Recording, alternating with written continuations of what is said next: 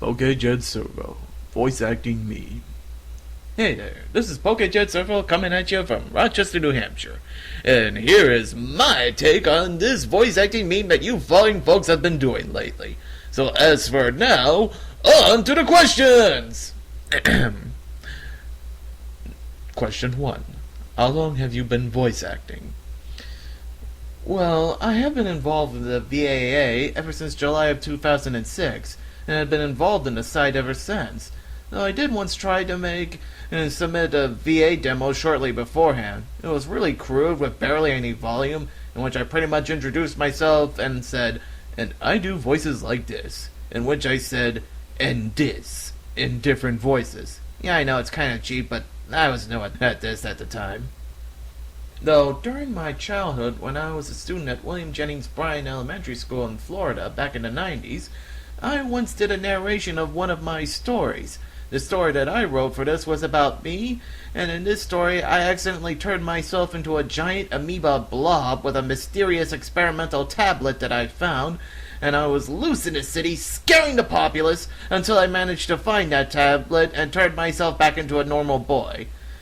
I narrated that story like those audio books where it was just one person narrating the whole story, and I did it with a tape recorder that I managed to get back then. While I have been involved with writing for about 20 years, I haven't really been able to get into voice acting until the mid-2000s. Question 2. How many fandubs have you been in? Okay, I know this will sound a little arrogant, but to be honest, I have lost count. I mean, I've been involved in this for nearly 6 years as of this meme, so I have been in plenty of fandubs and radio plays and the like. I mean, sure, I know there are amateur VAs who have resumes that are bigger than mine, but still. Question 3. Voice your favorite character right now. There are too many I could pick in general, but if you mean as for characters that I have played, well then, I admit, I always did love the voice Go-Beds ever since I first got the chance to do so in True Blue's Final Fantasy IV radio play. It was the reason why I'm very interested in doing voices with vocal effects like this. Though I do enjoy voicing Akuma from my old SNK vs. Capcom Chaos production, which was my first one. Though there are certain other voices I've really enjoyed doing, such as Molo from True Blue Super Mario RPG fandub, Gary Oak from Snow Thunder's Pokemon Yellow fandub, And Dr. Robotnik from Mr. West's Sonic the H radio play series. And those are just a few examples. Question 4. Who is your favorite professional voice actor / actress? Too many to count, I can tell you that much. As for voice actor, there is Scott McNeil, of course. There is Tim Curry, who is one of my favorite actors in general. There are others such as Frank Welker, Peter Cullen, Jim Cummings, Rob Paulson, and more. As for voice actresses, there are various very good VAs such as Tara Strong, Saffron Henderson, Shanice Jod, Mary Elizabeth McGlynn, Venus Turzo, Gray Delisle, Cree Summer, and more. Question 5. Who is your favorite non-professional VA to work with? I know a fairly good amount of folks I could mention, such as Shock Dingle has been one of my oldest pals in the VAA for years, though there are others I've enjoyed working with, such as U1, Ryusuke, Shudo Ramaru, True Blue, Jibiriki, Luca, and the like. There are plenty of other names I could mention, but they sadly don't seem to be involved in voice work at all anymore. Question 6. What mics do you use to record? Alright, folks, I will admit to you now that when it comes to this, I am, well, to be blunt, a cheapskate. For a while now, I've been using a fairly old, simple white microphone on a stand from a local Salvation Army a while back that I got for about a few bucks. But recently I got a black, flexible microphone from a Walmart for $5, which is what I'm currently using for this meme. Question 7. What is the best thing about being an amateur voice actor / actress on YouTube and a voice acting alliance?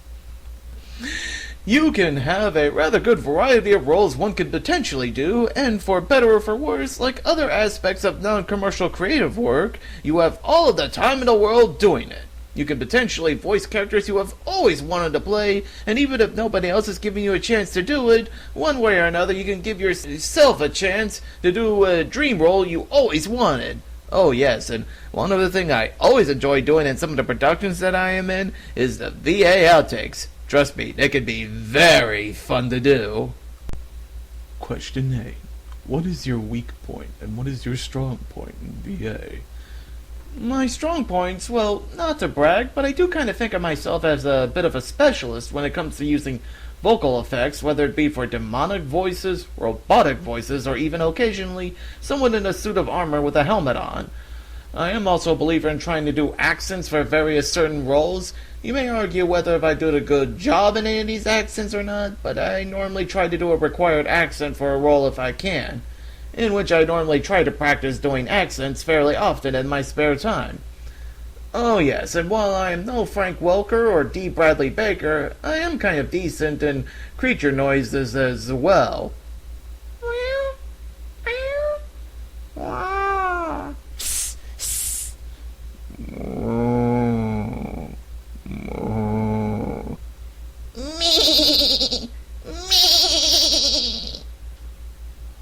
Weak points? Well, for starters, I do sometimes wonder if I can be a little bit typecast, as the voices I am normally cast for are usually either rather high or rather low, in which my more moderate voices seem to be relatively few in number. That, and on how, regardless whether I'm being an actor or a producer, I'm not exactly using the best equipment, and I've had my share of technical problems.